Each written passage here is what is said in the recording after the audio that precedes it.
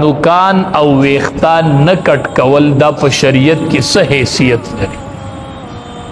علما وايي دا یو مستحب امر دی چې د لوی اختر میاش سړی اوویني او اراده د قرباني وینو. غوره خبره دا ده چې د خپل نوکان او ویختان نکټ کوي د قرباني پوري دا لس نه خورزي دي صدا پاس چا کټ نکړل الله به ولا اجر ورکي، الله به ورله ثواب ورکي.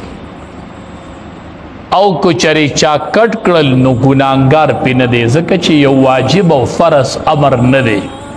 د ثواب خبره د چا په عمل وکړو الله به اجر ورکي. چا کټ کړل نو ګناګار نه دی او چا کټ نکړل الله به اجر ورکي. نو مونږ ټول د اجر په تمه یو.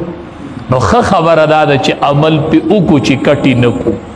مونږ نن مستحب پریدو نو سبب سنت پریدو نو بل ورځ به فرض پریدو. نو خبره دا ده چې مستحب ته په دینیت نه ګورو چې دا خو یو مستحب کار. نو خبره دا ده چې عمل په وکړو. که یو سړی کټ کړل ناغه ته داسې نه وای چې او ته ګناګار شوې او تا ویښتان کټ کړل تا نوکان کړ. او علما وایي بعضې ویښته داسې چې په وجود کې د هغې کټ کول لازمي چې څلوېښت ورځې پې تېرې شي نه د هغې کټ کول بیا واجبي. نه که دغه ویښتان یو څلوېښت ورځې پوره شوي نو بیا به دا خامخا کټ کوي. بیا به داسې نه وایي چې دا د ذوالحجې میاشت ده، هغه ویښتان بیا کټ کول واجب دي.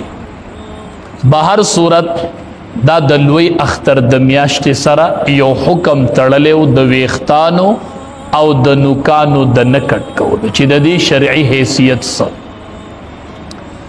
د لوی اختر دا اولنۍ لس ورځې چې دي د ذوالحجې دې کې یو څو احکام دي چې هغه بیا په بله میاشت کې نه کي. یو لس احکام دي، یو لس خبرې دي چې د هغې تعلق صرف د دې لسو ورځو سره، بیا د بلې میاشت سره نه دي. لکه یو خصوصیت او فضیلت د ذوالحجې د میاشتې دا دی چې دا میاشت په حرمت والا میاشتو کې ده. قرآن کې الله څلور میاشتې ذکر کړي دا د حرمت میاشتې دي: ذوالقعده، ذوالحجه، محرم او رجب. دې څلورو میاشتو ته الله د عزت میاشتې ویلي دي.